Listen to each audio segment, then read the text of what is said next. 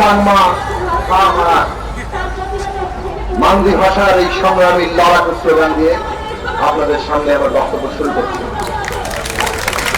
বাংলাদেশ ছাত্র ফেডারেশন আজকে এই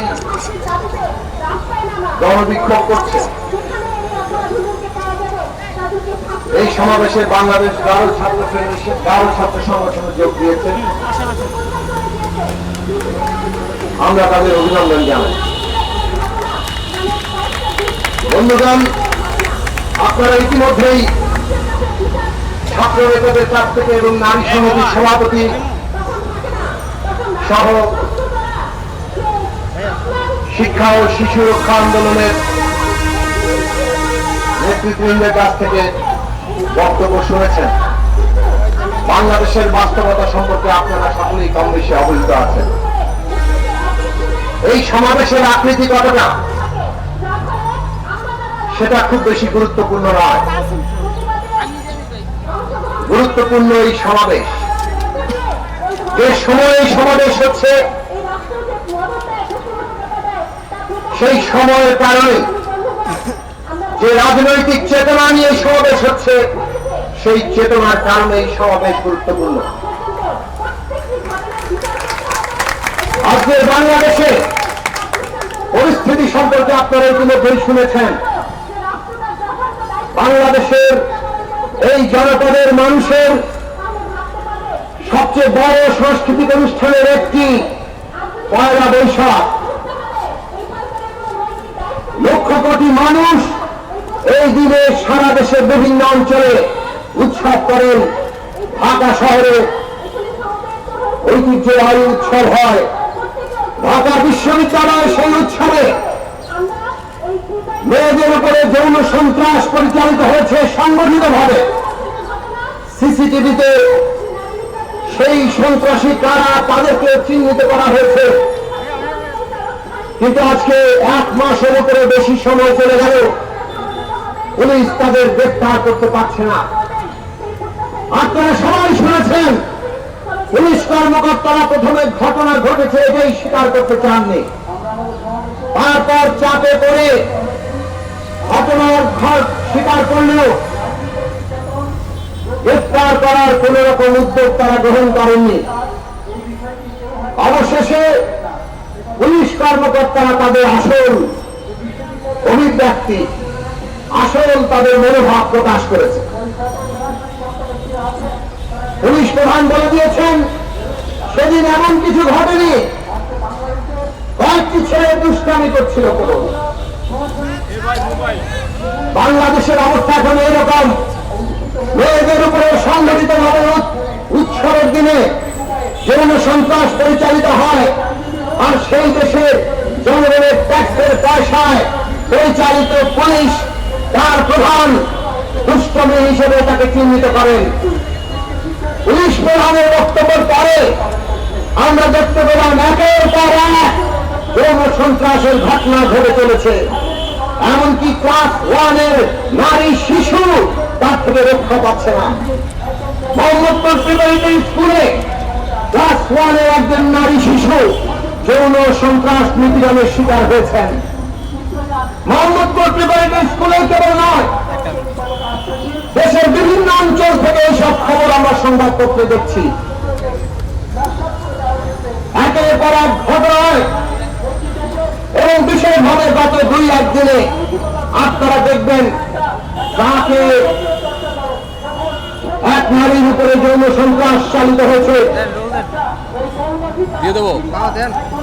আমরা দেখেছি ঢাকা মেডিকেল কলেজে হাসপাতালে এক আনসার সদস্য একজন মেয়েকে ধর্ষণ করেছে এবং গত বৃহস্পতিবার রাতে এই ঢাকার বুকে যমুনা ফিউচার পার্কে একজন বিক্রয় কর্মী কলেজ পড়ুয়া এক মান্দি নারী নিজের কাজ শেষে বাড়ি ফিরছিলেন, তাকে মাইক্রোবাসে তুলে নিয়ে উপর্যুপুরি তার উপরে ধর্ষণ চালানো হয়েছে। এ হচ্ছে সবই দুষ্টমির উৎসব। আমরা তো একে দুষ্টমি বেশি কিছু আর বলতে পারবো না, কারণ পুলিশ প্রধান একে দুষ্টমি বলে দিয়েছেন।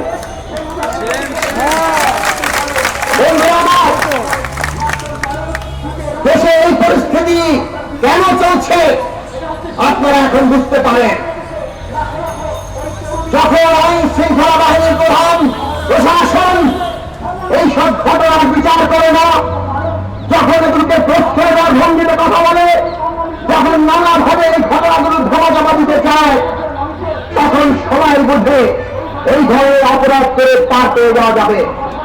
কাজে এই অপরাধের উৎসব চলতে থাকে এবং আমরা যখন দেখছি এইরকম অপরাধের উৎসব চলছে, তখনও সরকার নির্বিকার। আমরা এই সরকারের মাননীয় প্রধানমন্ত্রীকে দেখলাম গত 20-25 দিন ধরে সংবাদপত্রের প্রধান সংবাদ বাংলাদেশের নাগরিকরা সাগরে ভাসছেন, তারা সেখানে না খেয়ে পেয়ে মারা যাচ্ছেন। তাদের গণকবর আবিষ্কৃত হচ্ছে থাইল্যান্ডে কিংবা মালয়েশিয়ায়।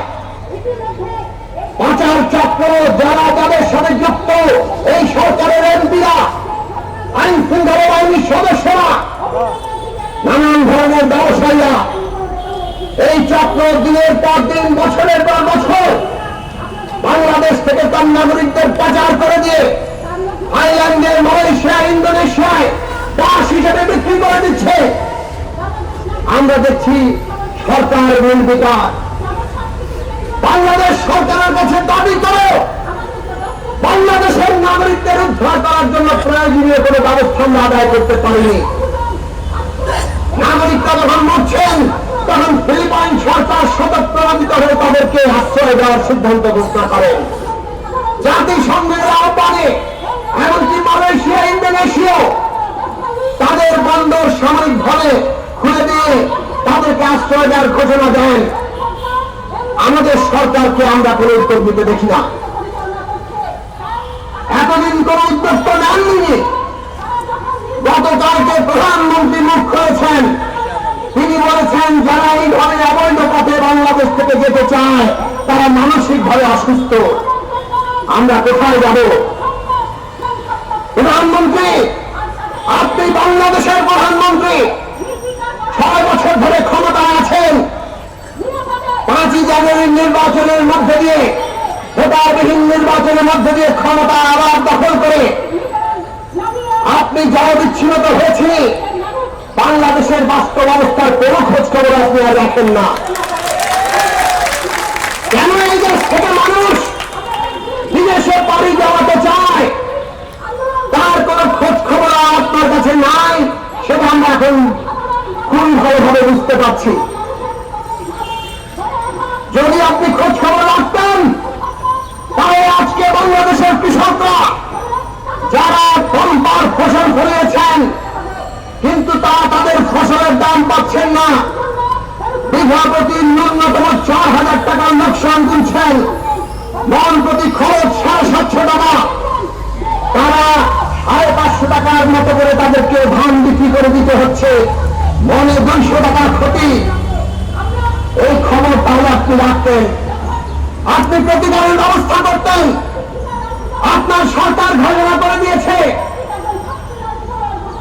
840 টাকা মন ধানের দাম, সরকার 840 টাকায় ধান কিনবে, কিন্তু এই ধান আপনি কোন কৃষকের কাছ থেকে কেনেন না। গরিব মাঝারি কৃষকরা ফসল ফলিয়ে ফসল বিক্রি করে দিতে বাধ্য হচ্ছে, আর সেগুলো সংগ্রহ করছে ফরিয়ারা, মধ্যস্বত্বভোগীরা। তারা ওই সরকারি দামে কিংবা তার চাইতে বেশি দামে সুবিধাজনক সময় বিক্রি করছে। ওই কৃষককেই তার নিজের ফল ও ফসল কয়েক মাস পরেই অনেক বেশি দামে বাজার থেকে কিনতে হচ্ছে। আজকে কৃষক এত প্রতিকূল পরিস্থিতিতে ধান ফলিয়ে যাচ্ছেন, বাম্পার ফলন দিচ্ছেন, কিন্তু সরকার সেই কৃষকের পকেটে টাকা ঢোকানোর কোনো ব্যবস্থা করছে না। কৃষকের এই অবস্থার কারণে গ্রামাঞ্চলে আমরা হাহাকার দেখি। তারা হয়তো ঢাকায় এসে রিক্সা চালিয়ে কিংবা অন্যান্য কারখানায় কাজ করে, কিংবা গ্রামেই কোনো ছাগল মুরগি পেলে অন্য ধরনের কোনো কাজ করে তাদের এই ক্ষতি পোষাচ্ছেন। কিন্তু আজকে গ্রামাঞ্চলে গ্রামের তরুণরা তারা কাজ পায় না, তারা কোনো কিছুতেই বড় আকারে সফল হচ্ছে না।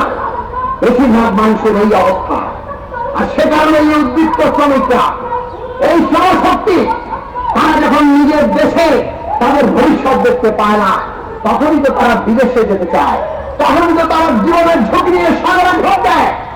এই বাস্তবতা প্রধানমন্ত্রী আপনি আর জানেন না। আপনি এমনই জনবিচ্ছিন্ন হয়েছেন যে আপনি নিজের দেশের মানুষের খোঁজ রাখেন না। উন্নয়নের মানুষের কথা বলছেন, উন্নয়নের গল্প আপনার টেলিভিশন, আপনার সংবাদ মাধ্যম প্রচার করে যাচ্ছে, কিন্তু বাংলাদেশের উন্নয়নের চিত্র এটাই। হ্যাঁ, উন্নয়ন হয়েছে।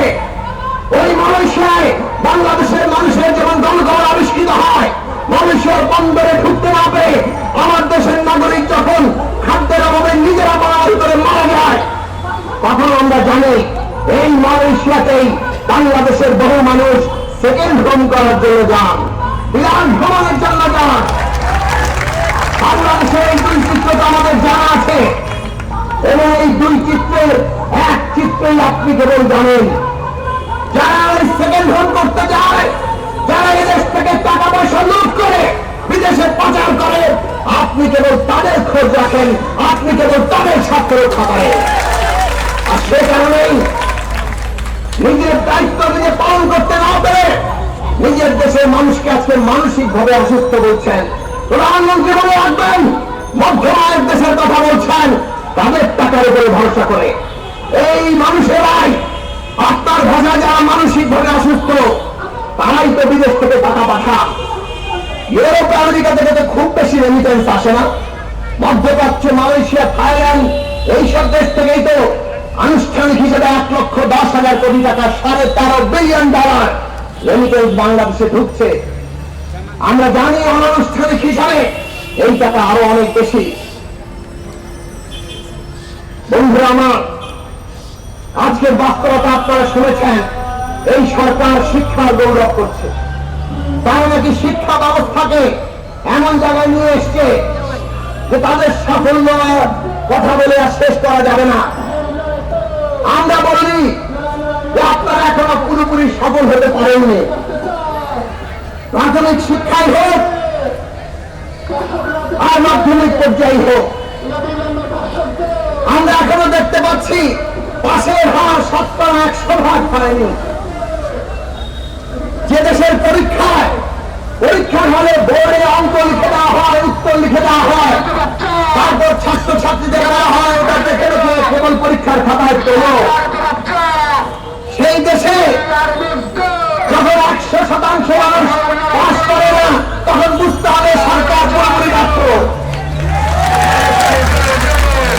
এই যে প্রাথমিক শিক্ষা সমাপনী কিংবা জুনিয়র সার্টিফিকেট জিএসসি পরীক্ষা, এমনকি এসএসসি পরীক্ষা, এই সব পরীক্ষায় আমরা দেখতে পাচ্ছি সরকার নির্দেশনা দিচ্ছেন, তার সার্কুলারে ঘোষণা করা হচ্ছে কিভাবে পাস করিয়ে দিতে হবে। এই পাস করিয়ে দেওয়ার কারণ কি? কারণ খুব পরিষ্কার। বাংলাদেশে শিক্ষার যে বাণিজ্য শুরু হয়েছে, শিক্ষাকে একটা প্রাইভেট বাণিজ্যে পরিণত করা হয়েছে, হাজার হাজার কলেজ নাম দেওয়া হয়েছে। তাদের তো শিক্ষার্থী সরবরাহ করতে হবে, কাজেই সার্টিফিকেট বিতরণ করো। শিক্ষার মান থাকলো কি থাকলো না, আমাদের এই জনগণ তারা দক্ষ জনগোষ্ঠী হিসেবে তৈরি হলেন কি হলেন না, সে নিয়ে তাদের কোনো মাথা রাখা নেই। শিক্ষার নামে সার্টিফিকেট বিতরণ হলে সমস্ত মানুষকে আমরা শিক্ষিত করে ফেলেছি, এইভাবে ঘোষণা দিতে পারলে, সংখ্যা এটা দেখাতে পারলে, পরিসংখ্যানের হিসেবে আমরা এগিয়ে গিয়েছি, এটা দেখাতে পারলেই সরকারের কৃতিত্ব। আমরা দেখলাম সরকারের এই নীতি কার্যত বাংলাদেশের শিক্ষা ব্যবস্থাকে পুরোপুরি ধ্বংস করে দিচ্ছে। আমাদের শিশুদেরকে তাদেরকে ভেতর থেকে পঙ্গু করে দিচ্ছে। আজকে এই বাস্তবতায় দাঁড়িয়ে আপনারা সমাবেশ করছেন। বন্ধুরা আমার, বাংলাদেশের এই বাস্তবতায় ছাত্রদের নতুন করে সংগঠিত হওয়া, নতুন করে আন্দোলনের শপথ নেওয়া আজকে অত্যন্ত জরুরি হয়ে দাঁড়িয়েছে। এই ছাত্র সমাজের বহু অর্জন আছে। 1971 সালে আমরা রক্ত দিয়ে যে দেশ প্রতিষ্ঠা করেছি, সেই সংগ্রামে ছাত্রদের বিরাট ভূমিকা আছে। ছাত্রদের লাগাতার সংগ্রাম বাংলাদেশের স্বাধীনতার আকাঙ্ক্ষার ভিত্তি তৈরি করেছিল। পুরো জাতিকে, শ্রমিক কৃষক মেহনতি মানুষকে ঐক্যবদ্ধ হতে, তাদেরকে সংগ্রামে সামনের সারিতে আসতে সাহায্য করেছিল। কিন্তু ৭১ সালের পরে আমরা আমাদের আকাঙ্ক্ষিত রাষ্ট্র পাইনি। যুদ্ধ বিধ্বস্ত দেশ, একদলীয় শাসন, তারপরে উপর্যুপরি সামরিক শাসনের মধ্য দিয়ে গেছে। বাংলাদেশে যে অসাম্প্রদায়িক গণতান্ত্রিক সার্বভৌম বাংলাদেশ, সেই বাংলাদেশ প্রতিষ্ঠিত হতে পারেনি। অসাম্প্রদায়িকতা এখান থেকে নাই হয়ে গেছে। গণতন্ত্রকে নির্বাসনে পাঠানো হয়েছে, আর সার্বভৌমত্বের কণ্ঠ চেপে ধরা হয়েছে। আজকে ৯০ সালে আমরা দেখেছি যে আন্দোলন হয়েছিল সামরিক স্বৈরশাসনের বিরুদ্ধে। মানুষ আশা করেছিলেন হয়তো বাংলাদেশ মুক্তিযুদ্ধের আকাঙ্ক্ষার পথে হাঁটবে। ছাত্ররা সেই সময়ও তাদের ঐতিহ্য অনুযায়ী তাদের সামনের সারির যে লড়াকু ভূমিকা, সেই ভূমিকা তারা পালন করেছিলেন। কিন্তু আমরা তারপরে দেখলাম ১৯৭২ সালে যে সাংবিধানিক স্বৈরতন্ত্র বাংলাদেশে কায়েম হয়েছিল, যার মধ্যে দিয়ে সমস্ত ক্ষমতা একজন ব্যক্তির হাতে কেন্দ্রীভূত করা হয়েছিল, যার ফলে বাংলাদেশে কোন গণতান্ত্রিক প্রতিষ্ঠান দাঁড়ায়নি, যার ফলে কোন নাগরিকের ব্যক্তির অধিকার প্রতিষ্ঠিত হয়নি। সেই ধারাবাহিকতার সামরিক শাসন অবধি চললেও ৯০-এর গণ আন্দোলনে কেবল ব্যক্তির পরিবর্তন ঘটল। ওই স্বৈর শাসনের যে ব্যবস্থা, ওই ব্যবস্থা অটুট থাকলো, যার ফলে একটি নির্বাচন হয়েছে, সেই নির্বাচনে একটি সরকার হয়েছে। কিন্তু নির্বাচিত সরকার পুরনো স্বৈর শাসকের মতোই স্বৈর শাসন জারি রেখে শুরু করলেন। তাদের প্রধান লক্ষ্য হল ক্ষমতা কিভাবে চিরস্থায়ী করা যায়। তার ফলে আমরা দেখলাম ৯৬ সালের নির্বাচনকে কেন্দ্র করে বিতর্ক। তার পরিপ্রেক্ষিতে তত্ত্বাবধায়ক ব্যবস্থা আমদানি করা হল। তারা নিজেদেরকে গণতান্ত্রিক বলেন, ৫ বছর ধরে গণতান্ত্রিক, নির্বাচনের সময় আসলে আর গণতান্ত্রিক থাকেন না, তখন তারা ভোট চোর। কাজেই তত্ত্বাবধায়ক ব্যবস্থা লাগবে। সাংবিধানিক ভাবে এই তত্ত্বাবধায়ক ব্যবস্থা প্রতিষ্ঠা করা হলো। এবং আমরা তারপরে কি দেখলাম, ৯৬ সাল, ২০০১ সাল, ২০০৬ সাল তত্ত্বাবধায়ক ব্যবস্থাকে দলীয়করণের চেষ্টা, এবং সেটার যখন পূর্ণরূপ দেওয়া হলো ২০০৬ সালে, তখন আর তত্ত্বাবধায়ক ব্যবস্থাও থাকলো না, আসলো আবারও সামরিক তত্ত্বাবধায়ক সরকার। এবং তার মধ্য দিয়ে আওয়ামী লীগের নেতৃত্বে মহাজোট সরকার ক্ষমতাসীন হলেন।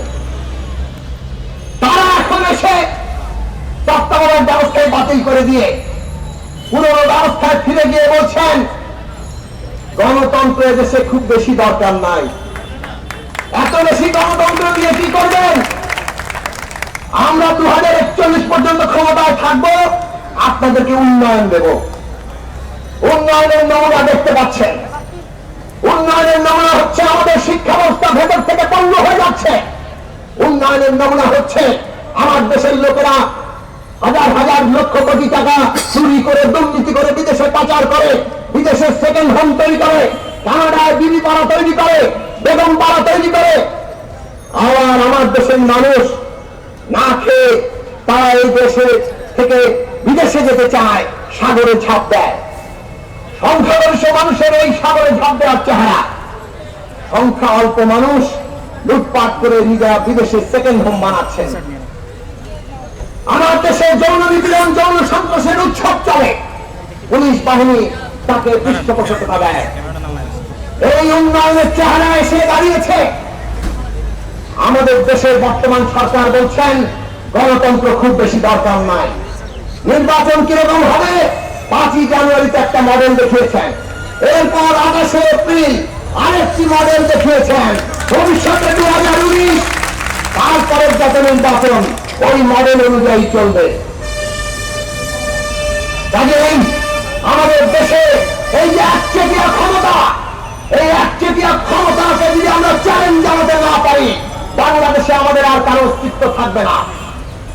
এখানে প্রত্যেকটি মানুষ, সেটা ঘরের ভেতরে হোক, ঘরের বাইরে হোক, শিক্ষা প্রতিষ্ঠানে হোক, কর্মস্থলে হোক, রাস্তায় হোক, প্রত্যেক জায়গায় আপনি নিরাপত্তাহীনতায় ভুগবেন। কাজেই আজকে আবার নতুন করে ছাত্র আন্দোলন দরকার। কিন্তু এইবার আন্দোলনের লক্ষ্য কি? একজনের বদলে আরেকজনকে ক্ষমতায় বসানো নয়। এইভাবে আন্দোলনের লক্ষ্য হচ্ছে যে স্বৈরতান্ত্রিক ব্যবস্থার উপরে এই সরকারগুলো টিকে আছে, সাংবিধানিক ভাবে যে স্বৈরতন্ত্র আমাদের দেশে প্রতিষ্ঠিত আছে তার বিরুদ্ধে লড়াই করা, এই সাংবিধানিক স্বৈরতন্ত্রকে উৎখাত করা। তার জন্য দরকার একটা গণতান্ত্রিক সংবিধান। গণতান্ত্রিক সংবিধানকে লক্ষ্য করে আজকে বাংলাদেশের নতুন করে ছাত্র আন্দোলন গড়ে তুলতে হবে, বাংলাদেশের নতুন করে নারী আন্দোলন গড়ে তুলতে হবে, শ্রমিক আন্দোলন, কৃষক আন্দোলন, সর্বোপরি জনগণের নতুন সংগ্রামের ভেতর দিয়ে আজকে এই একচেটিয়া ক্ষমতাকে আমাদের চ্যালেঞ্জ জানাতে হবে, তাদেরকে উৎখাত করতে হবে। বন্ধুরা আমার, বর্তমান সরকার বলতে চায় আমরা না হয় কিছুটা অগণতান্ত্রিক কাজকর্ম হয়ে যাচ্ছে, নির্বাচন না হয় কিছুটা প্রশ্নবিদ্ধ, কিন্তু যারা বিরোধী দল তারা তো আমাদের চাইতে অনেক বেশি অগণতান্ত্রিক।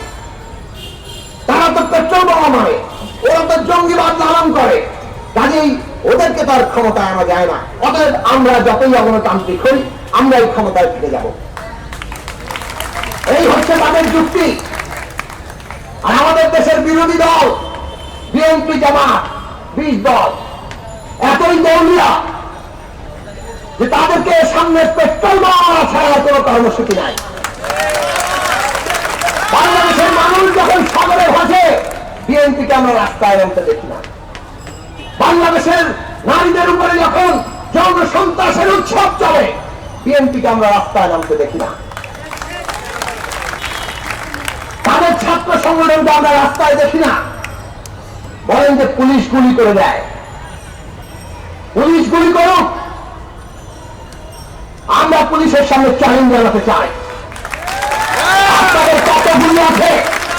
বাংলাদেশের মানুষের গণতান্ত্রিক আন্দোলনের গুলি আপনারা চালান, একদিন এই গুলি ঘুরে যাবে, বাংলার মানুষ আপনাদেরকে ছাড় দেবে না।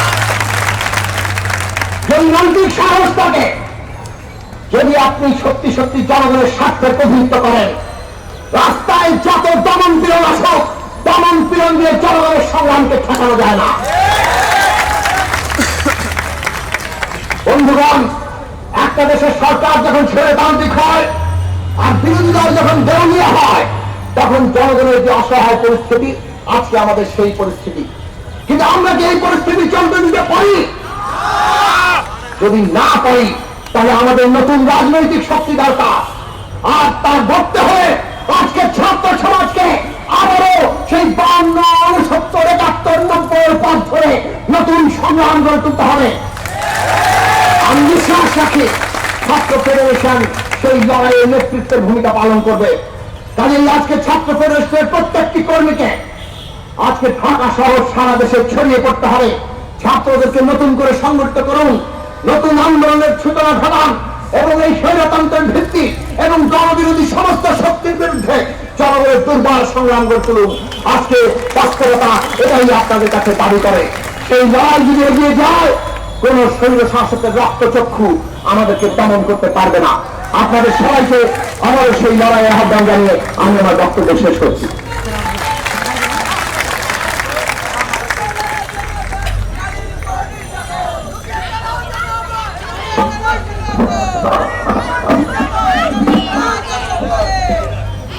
ধন্যবাদ জননেতা জেনারেল সাকিবকে তার মূল্যবান বক্তব্য